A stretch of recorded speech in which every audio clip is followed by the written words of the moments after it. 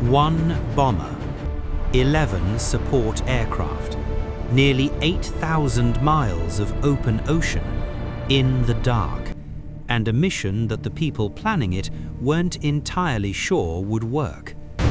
This wasn't the opening of a Cold War standoff. This wasn't a rehearsed strike on a known target with decades of preparation behind it. This was 1982. Britain was at war, and it was running out of options. The question isn't just how they did it. The question is, why did it take that much effort just to get one aircraft over its target? If you want to understand one of the most complex missions Britain has ever attempted, stay with this. On the 2nd of April 1982, Argentine forces invaded the Falkland Islands, a small British territory sitting at the cold edge of the South Atlantic, roughly 8,000 miles from the UK. Britain was caught off guard, but the response was swift. A naval task force was assembled and dispatched within days. The problem? Getting there was the easy part. Argentine forces had moved quickly to fortify Port Stanley, the island's main settlement, and the airstrip there, Stanley Airport, became the single most dangerous piece of infrastructure in the entire conflict. Here's why that mattered. If Argentina could use that runway to operate fast jets, Skyhawks, Mirages, anything with real strike capability, Britain's approaching fleet was in serious trouble. Every ship carrying soldiers, every supply vessel, every aircraft carrier would be operating within range of land-based aircraft. The task force couldn't land troops under those conditions. And if this mission failed, Britain's entire operation in the Falklands could collapse. The entire campaign hinged on neutralizing that runway. But there was a problem that didn't appear on any briefing map. Britain had no base close enough to reach it. The nearest British territory with an airstrip capable of supporting heavy aircraft was Ascension Island, a tiny volcanic outcrop in the mid-Atlantic, roughly 4,000 miles from the Falklands. 4,000 miles from the target. In military terms, that's not a challenge, that's effectively impossible. Unless you're willing to get creative.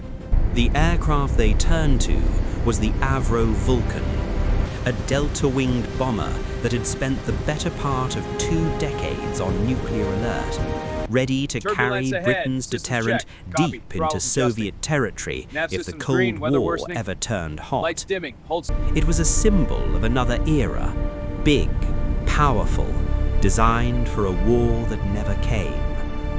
By 1982, the Vulcan was already being phased out. Its replacement, the Tornado, was coming into service. Several Vulcan squadrons had already been disbanded. But the Vulcan had something nothing else in the RAF's inventory possessed in quite the same way. Range. Even so, not enough, not nearly enough for this. So the planners came up with something extraordinary, a refueling chain so intricate, so dependent on every single component working perfectly, that it reads less like a military operation and more like a controlled experiment in controlled chaos. Here's how it worked. The Vulcan couldn't carry enough fuel to reach the Falklands and return, so it would need to be refueled in the air multiple times. That required tanker aircraft, Victor tankers in this case, converted bombers themselves. But the Victors also burned fuel, so they needed to be refueled too. Tankers refueling tankers to keep a single bomber alive long enough to reach its target. And if that chain broke, even once, the Vulcan wouldn't just fail the mission, it wouldn't make it home. At its peak, the plan involved 11 Victor tankers and 1 Vulcan operating in a carefully choreographed sequence over thousands of miles of dark ocean. Aircraft would top up the Vulcan, then turn back. Others would push further, transfer their remaining fuel forward and head home. One by one, aircraft would fall away until only the Vulcan remained. The margin for error was almost non-existent. A single malfunction, a pressure seal failure, a probe that wouldn't connect, and the chain collapses. The Vulcan runs dry. The mission fails. If you've ever watched a relay race and thought about how quickly a dropped baton can end everything, multiply that by 8,000 miles and complete radio silence. That's what they were attempting. If this kind of detailed military storytelling is what you're here for, consider liking this video for the algorithm to push it far. There's a lot more where this came from. Kindly subscribe. The 30th of April 1982. Ascension Island, just after midnight. The crew of Vulcan XM607, 5 men, led by Flight Lieutenant Martin Withers, prepared for a mission unlike anything any of them had trained for. They took off into the dark. Almost immediately, things began to unravel. One of the Vulcans, designated as a spare, was pressed into service when the primary aircraft developed a pressurization fault on the runway.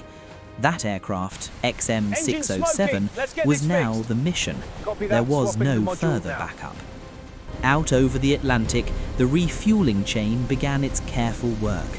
Victor after Victor pulled up alongside, transferred fuel, and turned for home. Then, at a critical refueling bracket, one of the lead Victors suffered a fault with its own refueling probe. It couldn't receive fuel, which meant it couldn't top up the Vulcan later in the chain as planned. A rapid decision was made. Another Victor pushed further than intended, burning into its own emergency reserves to compensate. That tanker barely made it back to Ascension. Hours passed. The formation thinned. Aircraft fell away one by one until the South Atlantic stretched ahead with nothing but darkness and silence. Withers and his crew were alone. Fuel calculations were no longer theoretical. Every minute now mattered. No radar contact with friendly forces, no immediate rescue if something went wrong. Most of it Argentine territory. The crew descended carefully as they approached the islands, conscious that Argentine radar would be watching. Timing was everything. They had one pass, one opportunity. At approximately 4:46 in the morning local time, the Vulcan rolled onto its bombing run. 21 1,000-pound bombs released in a diagonal pattern across the runway. Seconds later, they were already turning north, climbing, burning what was left of their fuel for the long, lonely haul back. One bomb struck the runway near its center. The rest cratered the surrounding area. Port Stanley's runway was damaged, not destroyed, but damaged. Was it worth it? It's the question that's followed Blackbuck ever since, and it deserves an honest answer. The runway was not put out of action permanently. Argentine engineers repaired it within days. Fast jets never operated from it in large numbers during the conflict regardless, partly by choice, partly by logistics. So the direct physical impact was limited. But that framing misses something important. The psychological effect was immediate and significant. Argentina now understood that no point in the South Atlantic, including the Argentine mainland, was beyond the RAF's reach. Radar installations and air defense assets were rapidly repositioned away from the Falklands to protect Buenos Aires. That redeployment weakened Argentine air cover over the islands at a critical moment. More quietly, the mission sent a message to the wider world. Britain, a nation 8,000 miles from its territory, operating on stretched logistics, with aircraft designed for a different kind of war, had just demonstrated it could strike precisely at extreme range with almost no notice. That capability had not been tested in decades. Black Buck proved it still existed. What do you think? Was it worth it? Let me know in the comments. There's something almost poetic about how this story ends. The Avro Vulcan was built for one purpose: to carry a nuclear weapon into the heart of Soviet Russia if the Cold War ever turned hot. It was the centerpiece of Britain's deterrent, a war machine designed for a conflict so catastrophic it was never supposed to happen. And it never did.